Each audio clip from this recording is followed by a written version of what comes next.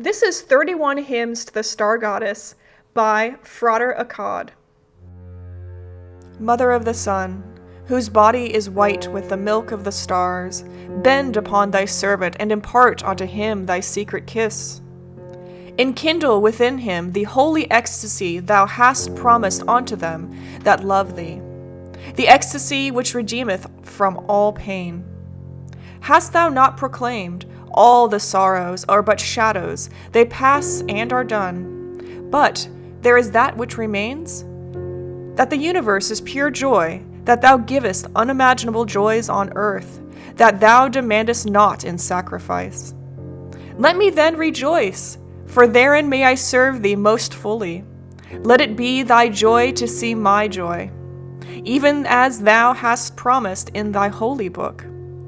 Now, therefore, am I joyful in thy love.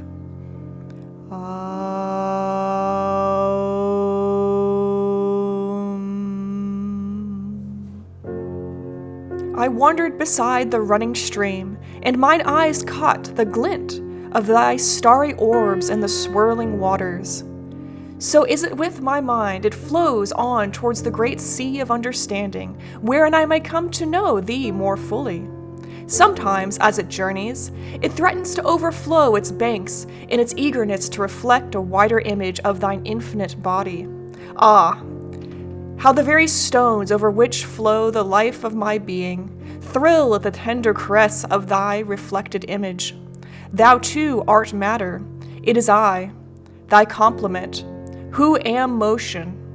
Therefore these very stones are of thee, but the spirit, the life, is the very self of me, mine inmost being. Flow on, O stream, flow on, O life, towards the great sea of understanding, the great Mother. Long have I lain and waited for thee in the rose garden of life, yet ever thou withholdest thyself from mine understanding. As I lay, I contemplated thy nature as that of an infinite rose. Petals, petals, petals. But where, O beauteous one, is thy heart? Hast thou no heart? Are thy petals infinite, so that I may never reach the core of thy being? Yet thou hast said, I love you, I yearn to you, pale or purple, veiled or voluptuous, I, who am all pleasure and purple and drunkenness of the innermost sense, desire you. Come on to me. Yea, mine innermost sense is drunken, it is intoxicated upon the dew of the rose. Thy heart is my heart, there is no difference, O beloved. When I shall have penetrated to the heart of thine infinite rose, there shall I find myself. But I shall never come to myself, only to thee. Tall and straight as a foxglove do I stand before thee, Mother of Heaven. The flower of my being is given over to a strange conceit. I grow up towards the stars and not towards the sun. Art thou not mother of the sun? Thus have I blasphemed the Lord and giver of life for thy sake? Yet am I not ashamed, for in forgetting the sun I am become the sun, thy son, yet 1,000 times more thy lover. The foxes have holes and the birds of the air have nests. But now I have nowhere to lay my head, for tall and straight as a foxglove do I stand before thee. My resting place is the womb of the stars. Yet all that I may comprehend of thine infinite body is but as the glove upon thy soft, sweet hands, touching the earth, not hurting the little flowers. A dark night and the storm. The lightning flashes between thee and me. I am dazzled so that I see thee not. So, in the depths of my being flash the fires of life. They blind me to the understanding of thee and thine infinite body of stars.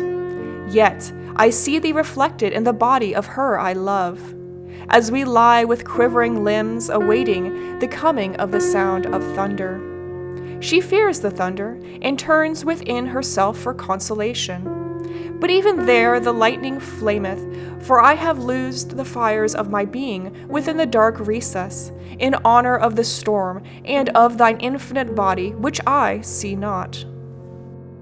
Once I knew an ancient serpent. He delighted to bask in the sunshine which penetrated through a tiny hole in the roof of the cave. He was old and very wise. He said, "Upon me is concentrated the light of the whole universe." But a little brown beetle, who had long lived in the cave with him, looked up, and spreading his wings, passed out through the hole in the roof into the infinite beyond. Thus, forsaking wisdom, would I come to thee, beloved lady of the starry heavens. Strange curves, and every curve a number woven into a musical and harmonious pattern. Such was the design showed me by my friend when first we met. It was like an exchange of greetings by means of an inward recognition. Oh, could I but grasp the ever-changing design of thy star body, Mother of Heaven? Yet it is written, every man and every woman is a star. Every number is infinite, there is no difference. Such then is life, for those who love thee, strange curves, and every curve a number woven into a musical and harmonious design. My body was blue as thine, O beloved, when they found me. I was stiff as if held in a close embrace, nor was I conscious of aught but thee, till the small fires of earth brought me back with an agony of tingling pain. How came I to be lost in the snowdrift? I remember how I had taken shelter from the blinding storm. The snow fell about me, and I waited, turning my thought to thee. Then did I realize how every snowflake is built as a tiny star. I looked closer, burying my face in the white pile as in thy bosom. Mine arms embraced the snowdrift. I clung to it in a mad ecstasy. Thus would I have pressed thine body to mine, wert thou not infinite, and I but as tiny as a starflake. So was my body frozen, as by the utmost cold of interstellar space. It was blue as thine, when they found me locked in thine embrace. In the daylight I see not thy body of stars, O beloved. The little light of the sun veils the great light of the stars, for today thou seemest distant. The sun burns like a great torch, and earth seems as one of his little spheres filled with life. I am but a tiny spermatozoon, but within me is the fiery and concentrated essence of life. Draw me up into thyself, O sun. Project me into the body of Our Lady Nuit. Thus shall a new star be born, and I shall see thee even in the daylight, O beloved. Once I bought a little bird. His cage was very small. It had only one perch. He was so young he had not even learned to sing, but he chirped gladly when I brought him home. Then I raised the bars of his cage, and without a moment's hesitation he flew out into the room, and spying the cage of the lovebirds, he perched upon it and examined it carefully. Not long afterwards, another and stronger cage was obtained for the lovebirds, for they had pecked through some of the frail bars. When the little bird was offered the discarded cage, he quickly hopped from his tiny one to theirs. Now he has 3 perches and room for his tail, and when we open the door of his cage, he refuses to come out. Perhaps he fears to lose what he had once coveted and then obtained. Herein lies the secret of government. Give the people what will make them reasonably comfortable. Let them have 3 perches and room for their tails, and forgetting their slavery and restrictions, they will be content. Hast thou not said, the slave shall serve, Lady of the starry heaven? There is another moral to the story of the little bird. Having gained his desire for a larger cage, he forgot his longing for freedom. The door remained open, the room was before him, wherein he could stretch his wings and fly, yet he preferred his cage. The wide world might have been his had he known how to use it, but he was not ready for that. He would have perished of cold had I let him out into the wintry snow. Let those who would travel the mystic path remember this. Earth consciousness is an illusion and limitation. When it frets us, like a little cage, our chance for greater freedom comes. But when a larger cage is offered, when we obtain dhyana, let us not rest there thinking ourselves free. The door is open. Samadhi lies beyond, and beyond that, when we are ready for it, the real freedom, nirvana. O Lady of the Stars, let me not content till I penetrate the ultimate bars and am free, one with the infinitely great as well as the infinitely small. Long have I roamed the earth, delighting in the good, the beautiful, and the true, ever seeking the spots where these seem to be most perfect. There is joy in this wandering among the flowers of life, but thy joy, O beloved, is to be desired above all. Now I seek a resting place. I am set upon a new quest to worship at thy feet. For it is written of thee, bending down, a lambent flame of blue, all touching, all penetrant, her lovely hands upon the black earth, and her lithe body arched for love, and her soft feet not hurting the little flowers. Oh, that I might discover thine invisible footprints upon the earth, and there come to the understanding of thy being, O beloved. Or it may be, O beloved, I shall discover the imprints of thy fingertips amid the flowers, or upon the black earth. Hath not Nemo a garden that he tendeth? Doth he not also labor in the black earth? Who knoweth when thy hands may grasp me and draw me up into thine arms, there to nestle at thy breast, to feed upon the milk of the stars? Beloved, verily this tending of the garden of the world, although the labor may seem heavy, leadeth to a great reward. As thou hast said, certainty, not faith, while in life upon death rest ecstasy. Nor dost thou demand aught in sacrifice. What do the bhaktis know of love? They see the beloved everywhere. But when I am one with thee, O beloved, I shall not see thee, for I know thee as thou art. I know a hidden well of clearest water. Naught but the coping of delicate pink onyx is visible until the secret spring is touched. Then beware, for above the entrance hangs a fiery sword. Few find this well or know its secret.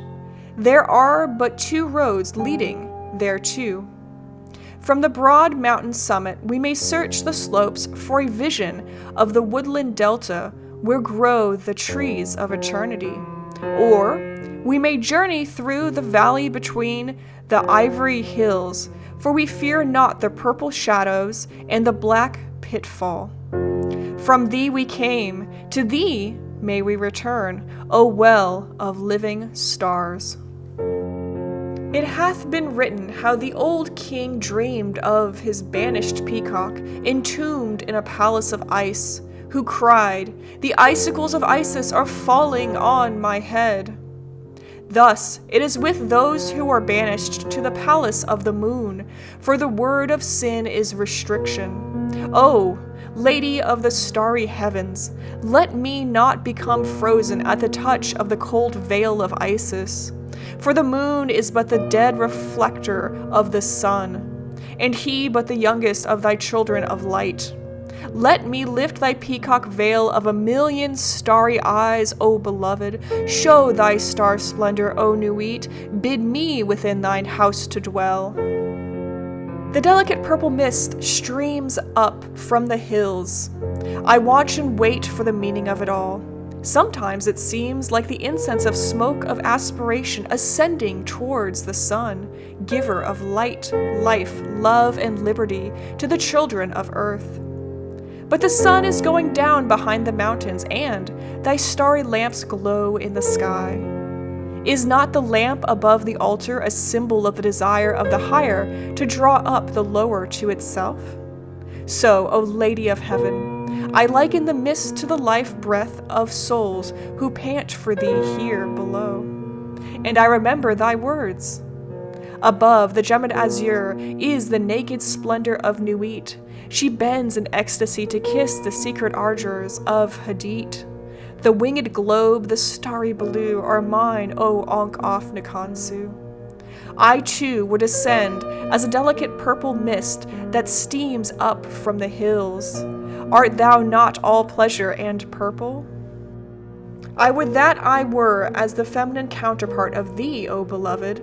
Then would I draw the infinite within. Yet, since thy pure being must ever be more refined than this body of mine, I should interpenetrate every part of thee with my living flesh. Thus, O beloved, should we enter into a new and more complete embrace, not as of earth, wherein the male uniteth with the female by means of the physical organs of love, but with every atom of my being close pressed to every atom of thine, within and without. Then, O beloved, would I cry unto the Lord of the Premium Mobile to teach me the art of the whirling motion of eternity. Thus, whirling within thee, our never-ending nuptial feast shall be celebrated, and a new system of revolving orbs be brought to birth. Ah, the shrill cry of ecstasy of that refined rapture, the orgasm of the infinite within. As I sat in the shelter of the forest glade, my eye caught the multicolored gleam of diamonds. I looked again. The sun rays were playing upon the dew which clung to a little curved twig. It seemed like a tiny rainbow of promise. Then, while I watched in wonder, a small gray spider bridged the arch of the bow with his silken thread. Ah, my beloved thus too hath the spider of destiny woven his silken rope from extreme to extreme of the great rainbow of promise. Fate hath fitted me as an arrow to the string of destiny in the bow of the sun. But whose hand shall draw that mighty bow, O beloved? And send me upon fleet wings to my resting place within thine heart.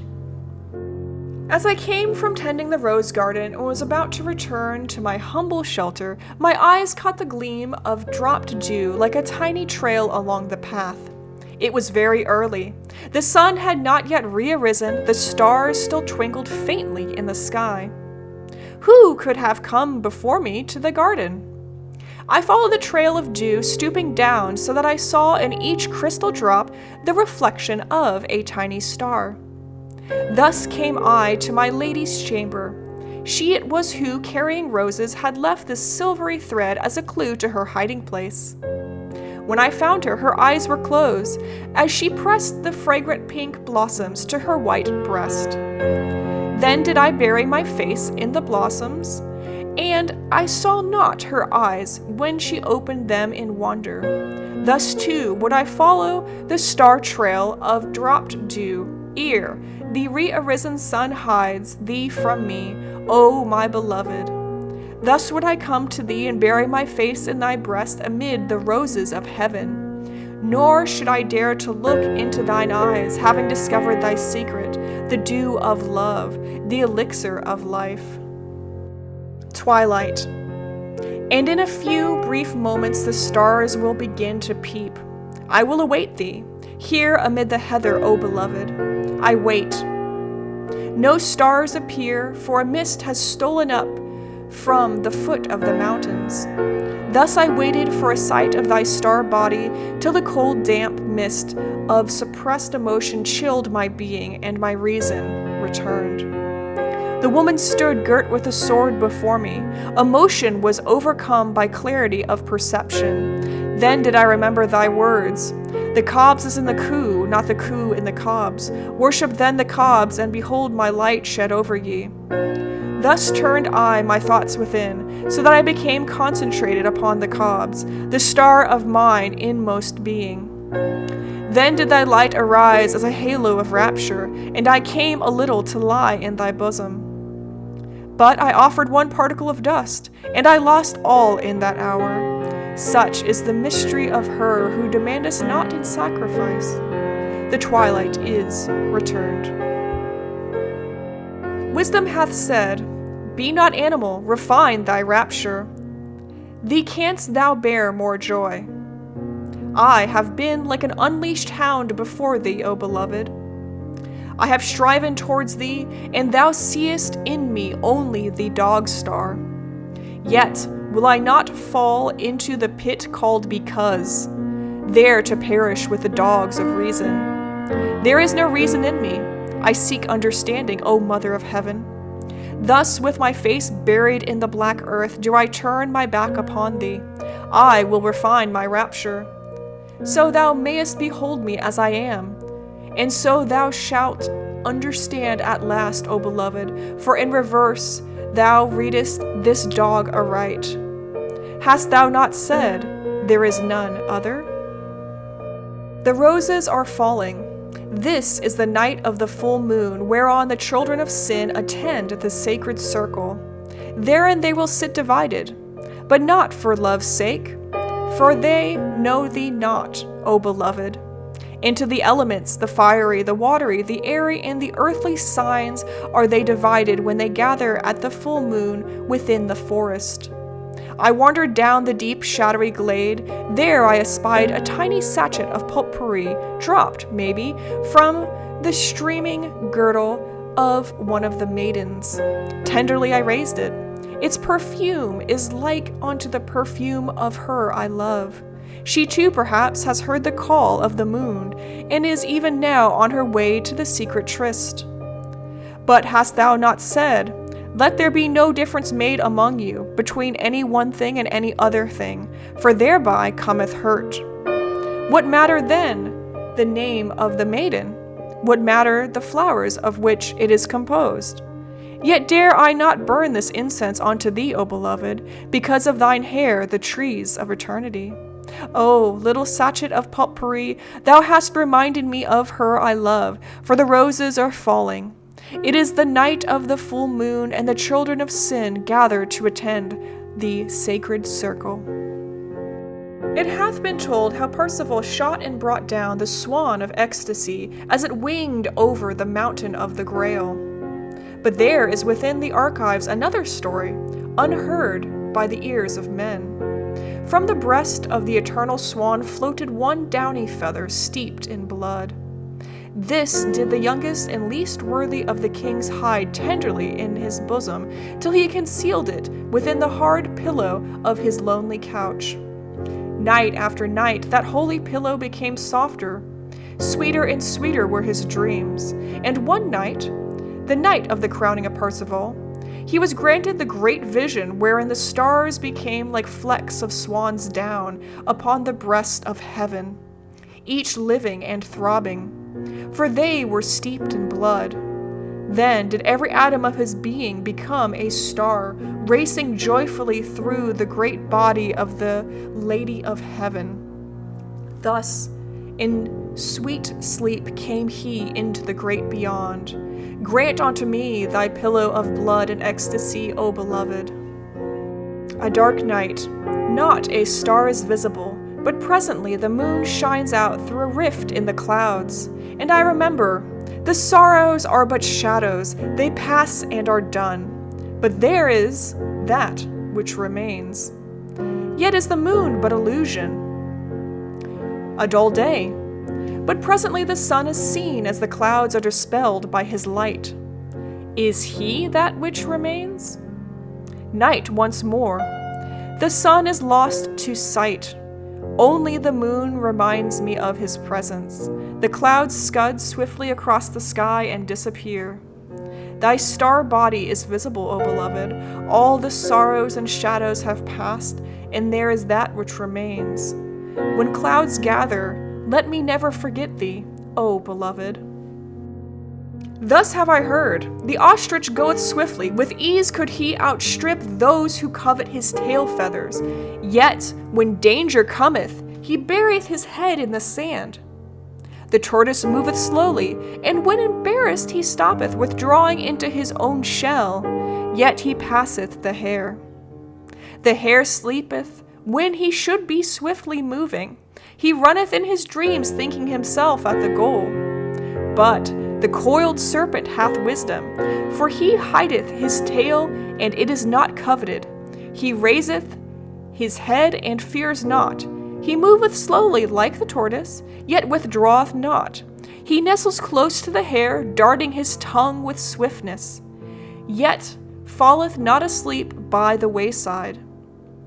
Would that I had the wisdom of the coiled serpent, O beloved, for thou hast said, put on the wings, arouse the coiled splendor within you, come unto me. 26 is the numeration of the ineffable name, but it concealeth love and unity. The four-letter name implieth law, yet it may be divided for love's sake, for love is the law. The four-letter name is that of the elements, but it may be divided for the chance of union, for there is unity therein. But is but one substance and one love, and while these be 26, they 1 through 13, which is but a half thereof. Thus do I play with numbers, who would rather play with one, and the one love. For thou hast said, there is naught that can unite the divided but love. And is not Achad Achad? What is that which cometh to a point, yet goeth in a circle? This, O beloved, is a dark saying, but thou hast said, my color is black to the blind, but the blue and gold are seen of the seeing. Also I have a secret glory for them that love me. And Hadith hath declared, there is a veil, that veil is black.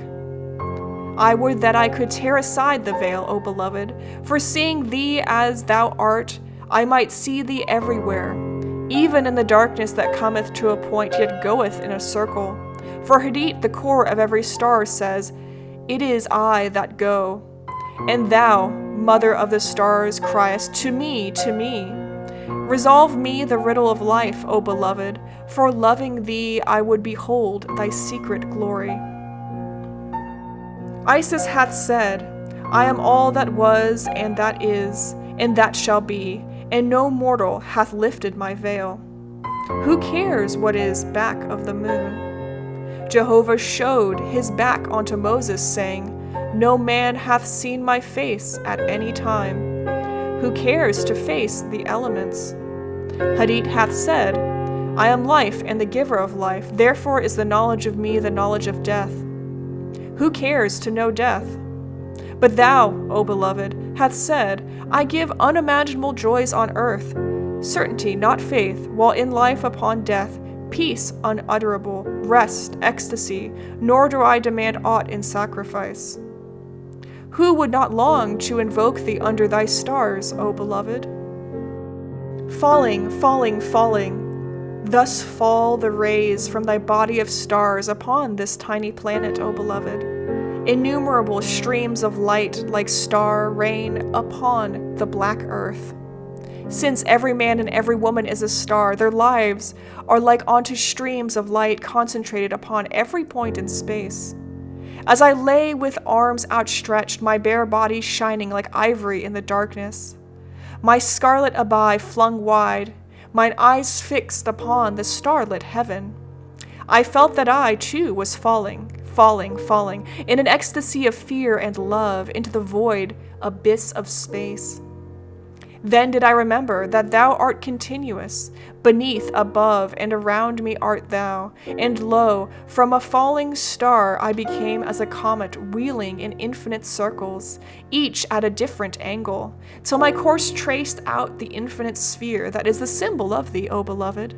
Then did I aspire to find the center of all, and even now I am falling, falling, falling. I am a fool, O beloved, and therefore am I one or naught as the fancy takes me. Now am I come to justice, so that I may be all or naught according to the direction of vision. No breath may stir the feather of truth, therefore is justice alone in L. Yet the ox goad is motion, and breath matter, if it be called the ox, which is also A. How foolish are these thoughts, which are but as the sword in the hand of justice. They are as unbalanced as the scales that stir not, being fixed in the figure of law above the court-house of a great city. But thou hast said, love is the law, love under will. And love is the will to change, and change is the will to love. Even in the stern outline of the scales of justice do I perceive the instrument of love, and in the life sentence the mystery of imprisonment in thy being, O beloved. 3 eternities are past. I have outstripped 1,000,000 stars in my race across thy breast, the Milky Way. When shall I come to the secret center of thy being? Time, thou thief, why dost thou rob the hungry babe? Space, thou hadst almost deceived me. O Lady Nuit, let me not confound the space marks. Then, O beloved, thy word came unto me, as it is written, all touching, all penetrant. Thus, left I time and space and circumstance, and every star became as an atom in my body, when it became thy body. Now never shall I be known, for it is I that go. But thou, O beloved, though thou art infinitely great, art thou not energized by the invisible point, the infinitely small? 1,000,000 eternities are present, deem not of change. This is the here and now, and I am not.